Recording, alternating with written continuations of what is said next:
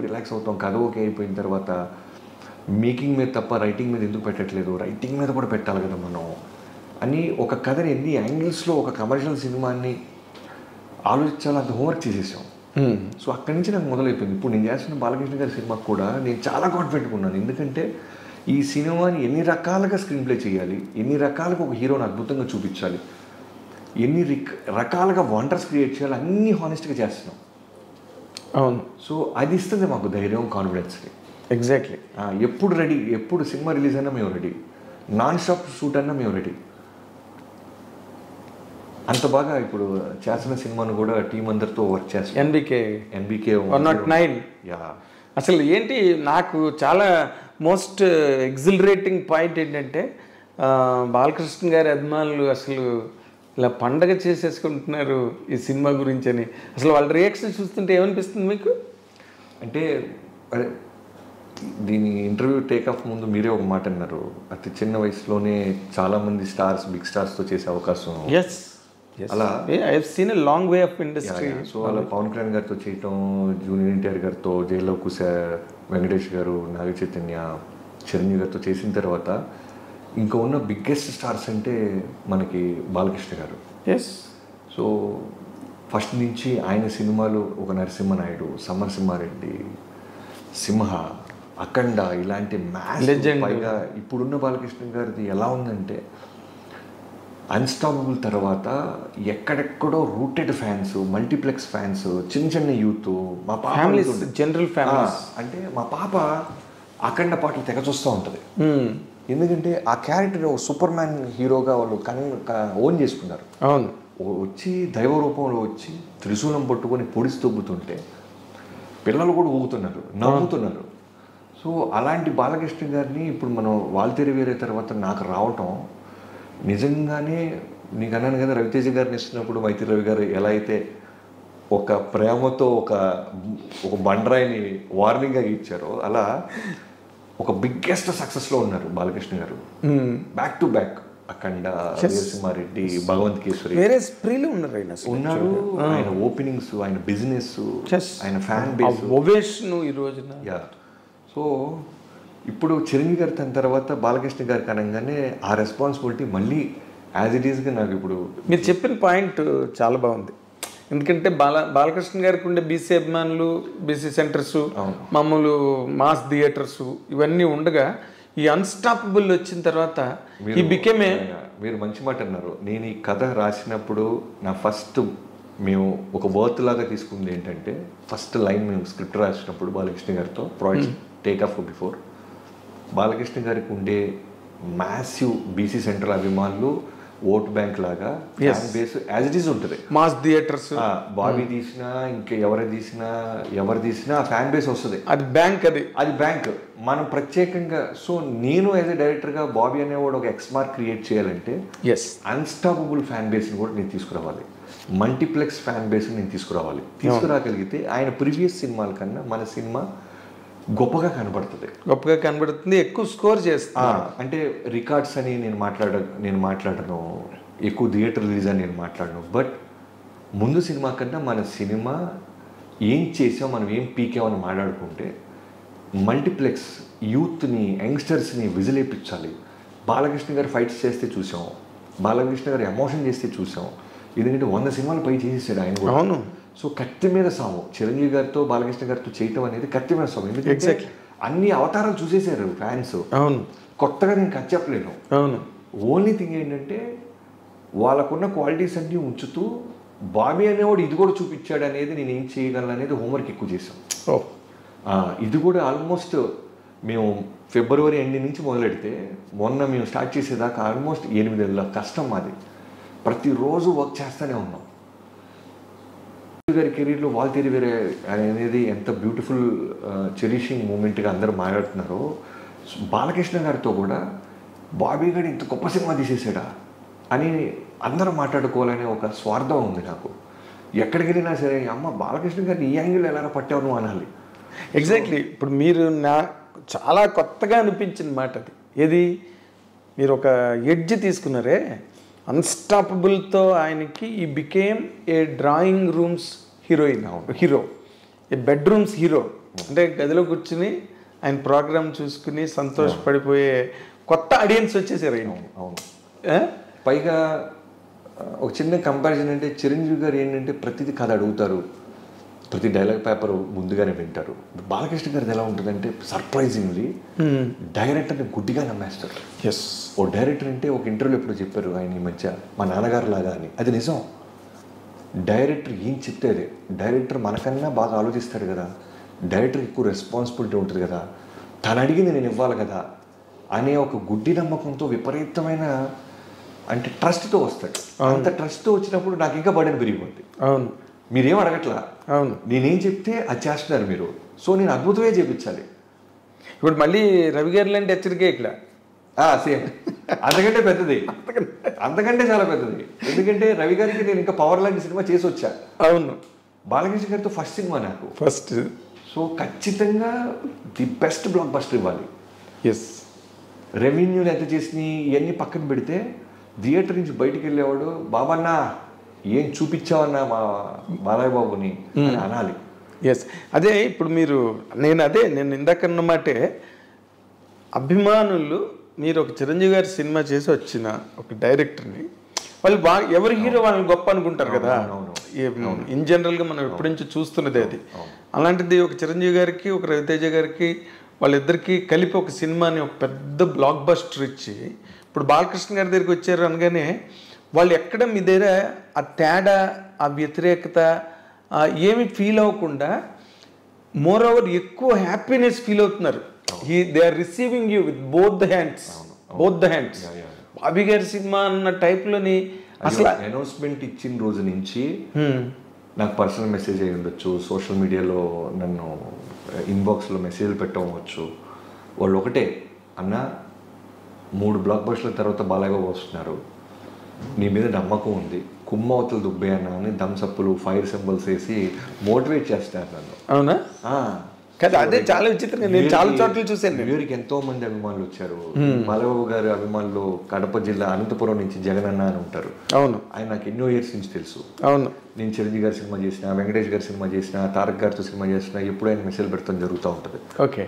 So వాళ్ళందరూ ఏంటంటే బాబన్న ఖచ్చితంగా బాగా చూపిస్తాడు మన బాలయ్య బాబుని అని నమ్మకం ఉంది వాళ్ళకి. క్యాలెండర్లు తీసుకొచ్చిస్తుంటారు, కేక్స్ పంపిస్తున్నారు. నా బర్త్డేకి మొన్న ఆగస్ట్ బర్త్డేకి నేను ఇంకా సినిమా స్టార్ట్ చేయలేదు, అప్పటికి ఎంతో మంది వచ్చి నాతో ఆ వామ్త్ లవ్ అంతా చూపిస్తూ ఉన్నారు.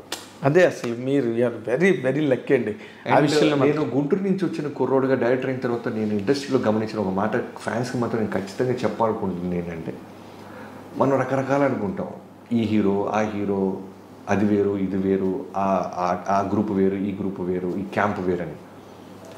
నా సినిమా పూజ రోజు బాలయ్య బాబు గారితో బర్త్డే రోజు జూన్ 10th స్టార్ట్ చేస్తే ఫోన్ చేసి చిరంజీవి గారు, తమ్ముడు all the best for Balayya Babu గారి సినిమా, వాల్తేరి వేరే కన్నా చాలా విజయవంతం అవ్వాలని మనస్ఫూర్తిగా కోరుకుంటున్నాను, అస్సలు రిలాక్స్ అవుతూ కష్టపడి తమ్ముడు అని ఫోన్ పెట్టేశారు. అలానే బాలయ్య గారితో లాస్ట్ 5 months నుంచి చాలా క్లోజ్ అసోసియేట్ అయ్యి ట్రావెల్ అవుతున్నాను. ఆయన అంతే, ఎప్పుడు టాపిక్ వచ్చినా మా బ్రదర్ చిరంజీవి గారు ఆ సినిమా బాగా చేశారు, ఆయన బాగా కష్టపడ్డారు, ఇలానే ఉంటుంది. తెలియని వాళ్ళే కొట్టుకుంటుంటారు, తెలిసిన వాళ్ళు నిజంగా నాకు ఆ ప్రేమ, ఆ ఇద్దరి పట్ల ఆ రెస్పెక్ట్ ఇచ్చుకోవటం, ఇవన్నీ ఉంటాయి. అదే ఇప్పుడు మీరు ఒక రకంగా అదృష్టవంతులు డైరెక్టర్లు అవడం వల్ల. ఎందుకంటే ఇక్కడ ఆ క్యాంపులో పనిచేసి ఈ క్యాంప్ వీళ్ళ గురించి వాళ్ళు ఏమనుకుంటున్నారు, వాళ్ళ గురించి వీళ్ళు అని మీరు ప్రత్యక్షంగా చూడగలి. అక్కడ అవేం ఉండవు. విపరీతమైన మెచ్యూరిటీ లేకపోతే ఏ హీరో స్టార్ హీరో అవ్వలేడు. వాళ్ళకి ఎంతో ఆలోచన శక్తి ఉంటుంది. వాళ్ళు చిన్నగా ఆలోచించరు, చిన్న మాటలకి చిన్న బురద వేసుకుంటారు, అక్కడ ఆగిపోరు వాళ్ళు. ఇంత ఫ్యాన్ బేస్ ఉంటుందంటే ఒక్కొక్కడికి ఒక్కడి కష్టాన్ని ఇంకోటి అర్థం చేసుకుంటారు, ఒకరి పట్ల ఒకరికి రెస్పెక్ట్ ఉంటుంది, అవన్నీ ఉంటాయి. ఎగ్జాక్ట్లీ. ఈ మోడర్న్ ట్రెండ్స్లో ఇలాంటి మూమెంట్స్ డైరెక్టర్స్గా మీకు వచ్చిన మూమెంట్స్ మాత్రం రియల్లీ ఎగ్జంప్లరీ, రిమార్కబుల్ రియల్లీ. ఎందుకంటే అది మీ అదృష్టం, నిజంగా నేను చెప్తున్నాను. ఎందుకంటే సమ్టైమ్స్ రిపల్సివ్ ఫీలింగ్స్ ఎట్లా ఉంటాయంటే అన్కంట్రోలబుల్ రేంజ్లో ఉంటాయి. మీరు అదృష్టం అన్నప్పుడు నేను అగ్రీ చేస్తాను, కానీ బట్ ఒక్క విషయం, అదృష్టంతో పాటు ఖచ్చితంగా మీ అందరికి తెలిసిందే విపరీతమైన కష్టం ఉంటుంది సార్ ఈ సక్సెస్కి బిఫోర్. ఎగ్జాక్ట్లీ. ఎందుకంటే ఒక మిడిల్ క్లాస్ ఫ్యామిలీ నుంచి వచ్చాను నేను. అవును. రాగానే జాబ్ దొరికేసింది చిన్నగిష్టి గారి దగ్గర. పొద్దున్న టిఫిన్ పెట్టేవాళ్ళు, మధ్యాహ్నం వర్క్ ఉంటే భోజనం పెట్టేవాళ్ళు. కొన్ని రోజులు నైట్ ఫుడ్కి బయటికి వెళ్ళి తినాలి మనం. అప్పటికి శాలరీ పొజిషన్కి వెళ్ళలేదు నేను. ఇంట్లో డబ్బులు అడిగితే ప్యానిక్ అవుతారు, ఏంటి పాపం ఇంకా సెటిల్ అవ్వలేదా వీడు, డబ్బులు పంపిస్తుంటే అని. ఇంకా ఆ థాట్ ఇవ్వకూడదు. నేను డబ్బులు ఇంట్లో తీసుకోకుండా నేను గెలవాలి అనేది మొండిగా ఫిక్స్ అయిపోయాను. సో అడగలేము ఇంట్లో, ఎవరి దగ్గరికి వెళ్ళి చేయి చాపలేము, సెల్ఫ్ రెస్పెక్ట్ ఉంటుంది. ఎస్పెషల్లీ మిడిల్ క్లాస్ మనలాంటి బ్యాచ్కి ఎక్కువ వస్తుంది. సో నైట్ నాకు మందు అలవాటు లేకపోవటం వల్ల మిగతా రైటర్స్ని పిలిచినట్టు నన్ను పిలిచేవాళ్ళు కాదు. ఊరికి బిత్త చూపులు చూస్తూ ఉండేవాడిని, అందుకని నువ్వు వెళ్ళిపోరా అనేవాళ్ళు. సో నైట్ ఫుడ్ ఉండేది కాదు. అప్పుడు ఏం చేసేవాడు అంటే, మా అమ్మ ఎప్పుడో చిన్న రైస్ కుక్కర్ ఒకటి ఇచ్చారు. ఎప్పుడైనా సరే నువ్వు ఉంటే కర్రీస్ అన్నీ నీకు వస్తుంటాయి కాబట్టి రైస్ పెట్టుకోరా అని. నాకు అప్పటిదాకా రైస్ ఎలా పెట్టాలో తెలియదు. మా అమ్మగారు చూపించారు. 1/2 గ్లాస్ బియ్యానికి నేను తినే తిండికి 1/2 గ్లాస్ బియ్యం, 2 గ్లాసులు వాటర్ పోసి కుక్కర్ ఆన్ చేస్తే 1/2 గంట 20 నిమిషాల్లో రైస్ అయిపోద్ది. సో ఆవకాయ జాడి ఇచ్చారు. లేదా మన కర్రీస్ అన్నీ ఇస్తుంటారు అక్కడి నుంచి ఇక్కడి నుంచి అని చెప్పేవాడిని. సో 3 రూపాయలు పెడితే పక్కన బంజారాస్ రోడ్ నెంబర్ 7లో పెరుగు అమ్మేవాళ్ళు. చాలా మంత్స్ ఆవకాయ అన్నం, 3 రూపాయలు పెరుగు, ఇదే నా ఫుడ్. చాలా మంత్స్ ఆవకాయ అన్నం పెరుగు అన్నం వేసుకుని తినేస్తే అయిపోయేది. ఎప్పుడైనా పొరపాటు ఆ 3 రూపాయలు మిగిల్చుకోవడానికి, ఎందుకంటే ఎగ్ ఫ్రైడ్ రైస్ అంటే నాకు చాలా ఇష్టం. ఓకే. అప్పుడు జీవికే కట్ల ఫారెస్ట్ లాగా ఉండేది. అక్కడ ఫ్రైడ్ రైస్ బండి ఇప్పటికీ ఉంది. వాడి దగ్గరికి వెళ్తే 18 రూపాయలు ఎగ్ ఫ్రైడ్ రైస్, 22 రూపాయలు చికెన్ ఫ్రైడ్ రైస్. సో ఈ 3 రూపాయలు పెరుగు దాచి ఎగ్ ఫ్రైడ్ రైస్ ఆదివారం పూట వెళ్ళి నేను సెలబ్రేట్ చేసుకోవడానికి ఎగ్ ఫ్రైడ్ రైస్ తినేవాడిని. సో ఈ పెరుగు వేసుకుపోవటం వల్ల ఏమైపోయిందంటే, ఎప్పుడు అలవాటు లేకపోవటం పచ్చడాన్ని తినడం వల్ల కడుపు మంట వచ్చేది. అదే ఇవన్నీ కూడా నేను ఎందుకు చెప్తానంటే, ఇవన్నీ కూడా మెమరీస్ నేను దాచిపెట్టుకునేవాడిని. ఇవి నేను చెప్పాలి. ఏ రోజు నేను సాడ్గా ఫీల్ అవ్వాలా. అదే నాకు మంట అన్నం తినేస్తున్నాం, కారం అన్నం తినేస్తున్నాం, అయ్యో నేను పెయిన్ ఫీల్ అవుతున్నాను, ఇదేంటి నా లైఫ్ ఇలా అయిపోయింది, నా ఫ్రెండ్స్ అందరూ న్యూజిలాండ్ వెళ్ళారు, నా ఫ్రెండ్స్ అంతా ఐటీ ఎంప్లాయీస్ వెళ్ళారు, నా ఫ్రెండ్స్ ఇలా ఈ కూడా ఉండేది కాదు. అరే రామారావు గారు ఇలా పడ్డారంట, నాగేశ్వరరావు గారు ఇలా కష్టపడ్డారంట, చిరంజీవి గారు ఇలా పడ్డారంట, మనం కూడా ఇలా పడుతున్నామంటే ఏదో రోజు వస్తుందని వెయిట్ చేసేవాడిని. అదే ఇప్పుడు మీరు చెప్తుంటే నాకు ఎన్టీ రామారావు ఇన్సిడెంట్ గుర్తొస్తుంది. అక్కడెక్కడో మౌంట్ రోడ్లో రూపాయికి ఫుల్ ప్లేట్ నిండా పెడతారు పులిహోర అంటే, గుమ్మడి గారిని తీసుకుని నడుచుకుని అంత దూరం వెళ్ళేవారంట 1 రూపాయి కోసం అని చెప్పి. అలానే ఇప్పుడు ఇంత ఖరీదైన బట్టలు వేస్తున్నాను, షూ వేస్తున్నాను, కాస్ట్లీ కార్లు తిరుగుతున్నాను. ఇదే బాబీ 2006, 2007లో కూడా ప్యారడైజ్ దగ్గరికి వెళ్ళి 40 రూపాయలు చొప్పున రోడ్డు మీద చొక్కా కొనుండే నేను. కథ చెప్పాలంటే ఒక హీరోకి మంచి షర్ట్ ఉండాలి. సో వెళ్తే వాడు 100 రూపాయలకి 2 షర్ట్లు, 100 రూపాయలకి 3 షర్ట్లు పెట్టేవాడు. అవును. అలాంటి షర్టు నేను చాలా కాలం వాడా. 40 రూపీస్కి ప్యారడైజ్ దగ్గర నేను షర్ట్ కొన్నా. సో ఇవన్నీ పడ్డా. చాలామంది డైరెక్టర్స్ వర్క్ అయిపోయిన తర్వాత పేమెంట్ విషయంలో, క్రెడిట్ విషయంలో మోసం చేసేవాళ్ళు. ఓకే. ఎప్పుడు కంప్లైంట్ చేసేవాళ్ళు కాదు. ఓకే నెక్స్ట్ సినిమా ఇంకో డైరెక్టర్ ఎవడో వస్తాడు, ఇంకోటి ఎవడో మనం ఉద్ధరిస్తాడు, ఇలా ట్రావెల్ అవుతూ ఉండేవాళ్ళు. సో ఇలాంటి ఎన్నో పెయిన్ఫుల్ మూమెంట్స్ ఉన్నాయి. ఇవన్నీ 11 ఏళ్ళు పడ్డ తర్వాత వచ్చింది నా లైఫ్కి. 11 years is a 11 years long journey. ప్రేమించి పెళ్లి చేసుకున్నాను అమ్మాయిని. అసలు ఎవరు కానీ నాకు ఇప్పుడు ఇందులో $1 million డౌట్ క్వశ్చన్ అంట్లా. $1 million అసలు మిమ్మల్ని ఏం చూసి ప్రేమించారండి? నేను ఇప్పుడు ప్రేమించడానికి ఒక కార్యమే ఉండాలి, ఏ క్వాలిటీ లేవు మనకి, అసలు ఏమీ లేదు మీకు. అది నిజంగానే లైఫ్లో చాలా థింగ్స్ రాసి ఉండాలండి. ఎస్, అంటే మనం పెళ్లి చేసుకోబోయే అమ్మాయి అనేది రాసి ఉంటాం అనేది ఖచ్చితంగా రాసి ఉంటే తప్ప మన లైఫ్లో రారంటానికి బెస్ట్ ఎగ్జాంపుల్ నేనే. ఎగ్జాక్ట్లీ. ఓ 9th క్లాస్ చదువుతున్న అమ్మాయిని ఇంటర్మీడియట్లో ఉన్న నేను లవ్ అంటారు దాన్ని. అప్పుడు ఈ సినిమా పాటలు ప్రేమించుకున్నారు, ఈ రావటం వల్ల అది ప్రేమ అనుకుండేవాడిని తప్ప ప్రేమ లేదేం లేదు. చిన్న అందరికీ గర్ల్ ఫ్రెండ్స్ ఉన్నారు, మనకి గర్ల్ ఫ్రెండ్ ఉండాలని తిరుగుతున్న నాకు నా ఫ్రెండ్ ఒక అమ్మాయిని కలవటానికి వెళ్ళేవాడు నా బైక్ తీసుకొని పొద్దున్నే. వాడు వెళ్తుంది ఒక స్కూల్ అమ్మాయిని కలుస్తున్నాడని కెండల్ చేసేవాడిని నేను. స్కూల్ అమ్మాయిలో వచ్చేటువంటి రా సోదిలా కూడా కానీ అలా అంటూ ఒక్కరోజు నన్ను తీసుకెళ్ళాడు. 2 అమ్మాయిలు వచ్చేవాళ్ళు. వీడు ఒక అమ్మాయి కోసం వెళ్తే తిలక్ అని నా ఫ్రెండ్, ఆ అమ్మాయి పక్కన అమ్మాయి ఖాళీగా ఉన్న అమ్మాయి పేరు అనూష. ఇప్పుడు నేను పెళ్లి చేసుకున్నాను. సో ఖాళీగా ఉందిగానే మాట్లాడుతూ స్టార్ట్ చేసా. పాపం తను కూడా ఏంటంటే చాలా 9th క్లాస్ అంటే చిన్నపిల్ల. వాటర్ ఉన్నాయా అంటే వాటర్ బాటిల్ ఇవ్వటం, స్కూల్ ఎన్నింటికి అయిపోద్దండి అంటే టైం చెప్తాం, ఇలా స్టార్ట్ స్టార్ట్ అయ్యి అలా అలా వెళ్తూ వెళ్తూ వెళ్తూ వెళ్తూ తెలియకుండానే రోజు ఫోన్ మాట్లాడు. అప్పుడు సెల్ ఫోన్లో ఈ గోల ఇది లేదు, ల్యాండ్ లైన్ ఫోన్లు రావటం. ఓని అమ్మ సినిమాలో లాగా మనకి ఫోన్ వస్తుందని నాన్న పడుకున్న తర్వాత ల్యాండ్ లైన్ ఎత్తటం, నైట్ టైం ఎక్కువసేపు మాట్లాడటం, తెలియకుండానే ఒక ట్రావెలింగ్ స్టార్ట్ అవటం. అయిన తర్వాత సడన్గా అమ్మాయి 10th క్లాస్ అయిపోయి ఇంటర్మీడియట్కి వచ్చే టైంకి మనం ఇలా మాట్లాడుకోవాలంటే పెళ్లి చేసుకోవాలి అంతే. ఇదేంటి పెళ్ళి ఇల్లంటది, ఇంత చిన్నపిల్ల, మనమే చిన్నపిల్లడు అనుకుంటే ఇంకా చిన్నపిల్ల, అది చేసుకుంటావులే అలా అన్న తర్వాత తెలియకుండానే నాకు పెళ్లి చేసుకుంటానని మాట ఇచ్చాను కదా, పెళ్లి చేసుకోవాలంటే మా separate caste, inter caste marriage నాది. అంత ఈజీగా ఒప్పుకోరు కదా మన సైడ్. అన్ని చోట్ల అడ్వెంచర్సే, అన్ని చోట్ల అడ్వెంచర్సే. ఇలా థింక్ చేస్తూ ఇంకా మనకి చదువు కరెక్ట్ కాదు, మనం ఏదైనా వెతుక్కోవాలి. ఎస్పెషల్లీ ఈ అమ్మాయిని పెళ్లి చేసుకోవాలంటే మనం వాళ్ళకి కన్విన్స్ చేయాలంటే మనం ఎక్కడో సెటిల్ అవ్వాలంటే మనకేమొచ్చు. ఇలా నెంబర్ ఆఫ్ కన్ఫ్యూజన్స్లోంచి హైదరాబాద్ వచ్చాను. ఆ అమ్మాయి 2000లో నాకు పరిచయం అయితే, 2001లో పరిచయం అయితే 2003 వచ్చేది. 2 years తర్వాత వచ్చేసాను. ఓకే. వచ్చిన దగ్గర నుంచి ఫోన్ కాల్సే. నేను ఇప్పుడు పంజాగుట్ట సాయిబాబా గుడి ఉంది కదా, అవును, 2003 నుంచి 2005-06 వరకు గురువారం గుడికి వెళ్ళి నేను అడిగేది రెడ్డే సాయిబాబాని, సెల్ ఫోన్ ఇన్కమింగ్ ఫ్రీ చేయి స్వామి, ఎందుకంటే మాట్లాడాలని. రూపాయలు పడేది, ఇన్కమింగ్ బిల్ పడేది కదా. మన దగ్గర డబ్బులు ఎక్కడి, 100 రూపాయలు రీఛార్జ్ చేస్తే వాళ్ళకి 2 నెలలు రావాలి. ఇదేమో టిగో లేచిపోతుండేది. ఇన్కమింగ్ ఫ్రీ చేయి స్వామి, 2 నన్ను ఇండస్ట్రీలో ఏదో ఒక విధంగా సెటిల్ చేసి స్వామి, ఈ 2 అడిగేవాడిని. కట్ చేస్తే నిజంగా రోజు ఇన్కమింగ్ ఎత్తేసారు. అదే 2 ఆ అమ్మాయికి రిలేటెడ్గానే అడిగారు. 2. సో అలా ఆ అమ్మాయి ఇంటర్మీడియట్ అయిన తర్వాత ఇంజనీరింగ్ గోల్డ్ మెడలిస్ట్, తను ఎంటెక్ గోల్డ్ మెడలిస్ట్, ఎంటెక్ చేసింది విట్లో. యా, చాలా ఇంటెలిజెంట్ పిల్ల. మీరు ఒక రకంగా చాలా రకాలుగా అదృష్టవంతులు మీరు.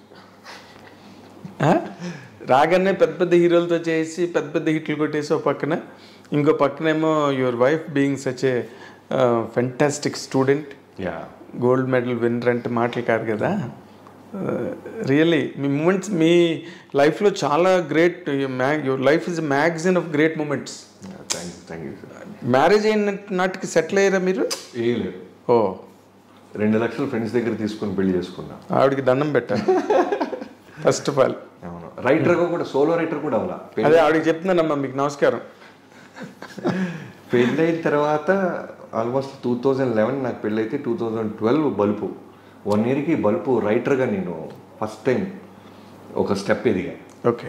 ఒక కథ అమ్మగలగడం జరిగింది. నేను అప్పటిదాకా గోస్ట్ రైటర్గా నెంబర్ ఆఫ్ మంది రైటర్ దగ్గర పనిచేసేవాడిని.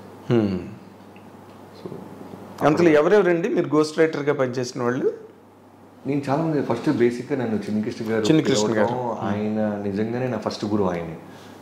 ఎలా అయితే రవితేజ గారు నా లైఫ్లో ఒక బెస్ట్ సపోర్టర్గా ఉన్నారు, అలానే ఇనీషియల్ టైంలో మీసాలు కూడా లేని ఒకరిని తీసుకొచ్చి కొన్ని రోజులు రైటర్గా పెట్టుకుని తర్వాత ఆయన ఇంట్లో స్థానం ఇచ్చి, వీడు బయట ఉంటే పాపం తిండికి ఇబ్బంది పడతాడని ఆయన గమనించి ఆయన ఇంట్లో పెట్టుకొని ఆయన దగ్గర అన్నీ చేసేవాడిని. పొద్దున 5ంటికి లెగవాలి. ఆయన వెరీ వెల్ డిసిప్లైన్డ్ ప్రిన్సిపల్స్ ఉంటాయి. జై శ్రీమన్నారాయణ 7ంటికి సిట్టింగ్ స్టార్ట్ అవ్వాలి. సో ఇలా ఆయన దగ్గర 2 years చేశాను.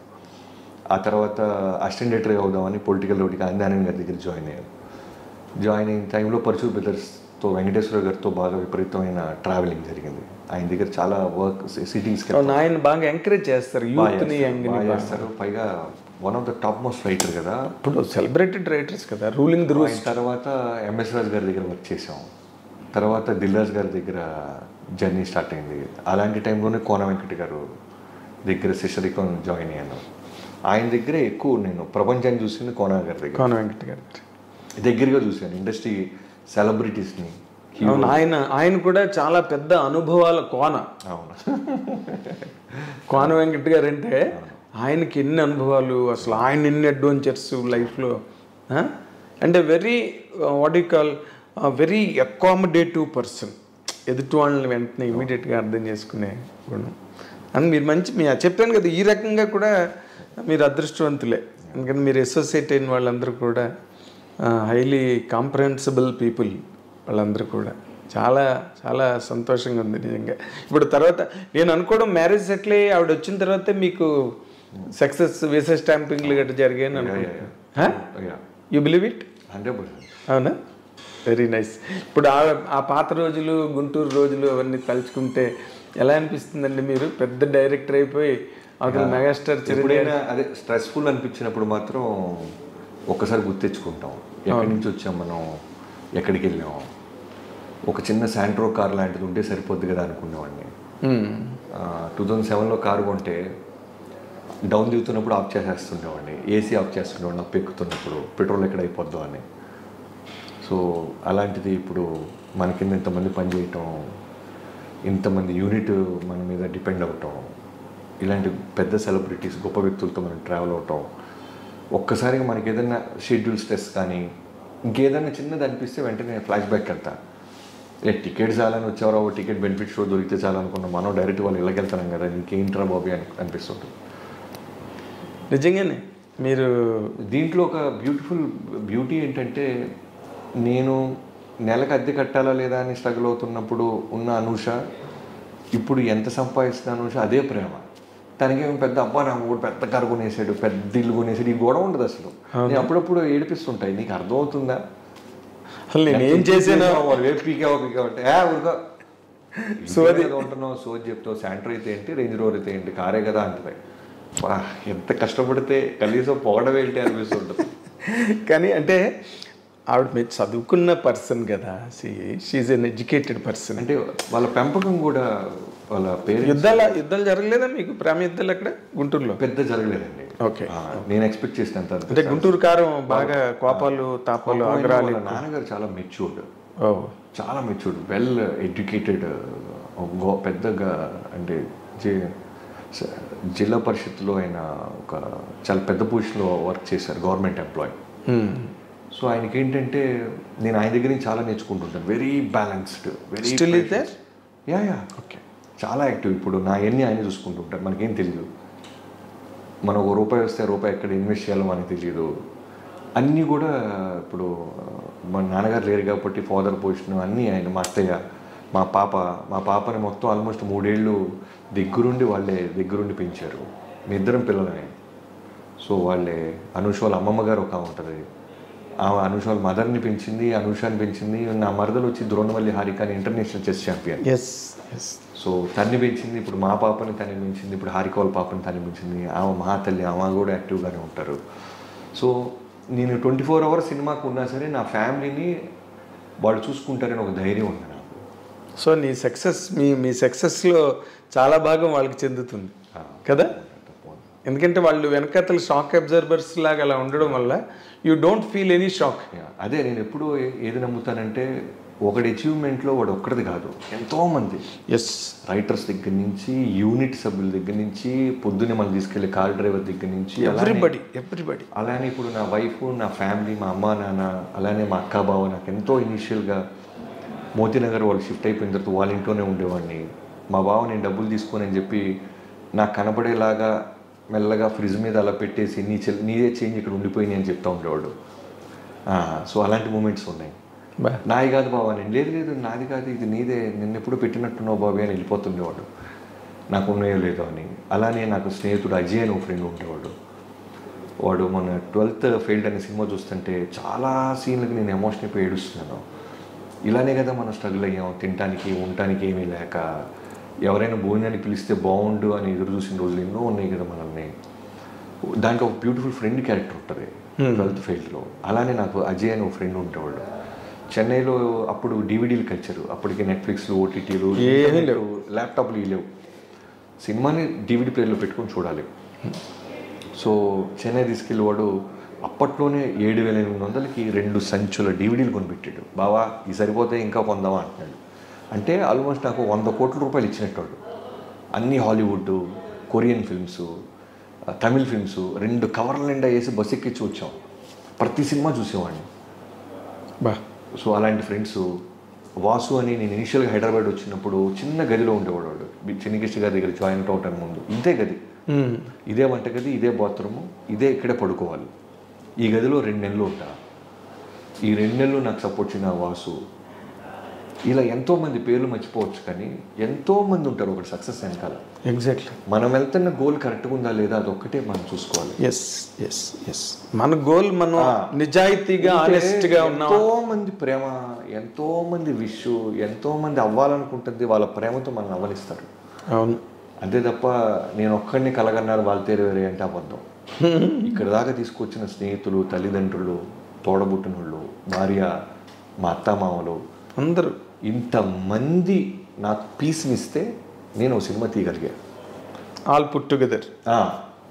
అంతే తప్ప నా ఒక్కడిది కాదు. ఇప్పుడు తీసిన వాళ్ళు వేరే అవ్వచ్చు, రేపు చేయబోతున్న బాలకృష్ణ గారు 109 అవ్వచ్చు, ఫ్యూచర్లో దిగిపోతున్న సినిమాలు అవ్వచ్చు. ఎంతోమంది ప్రేమ ఉంటుంది ఒకటి విజయం వెనకాల. దాంట్లో అయితే డౌట్ లే. Once again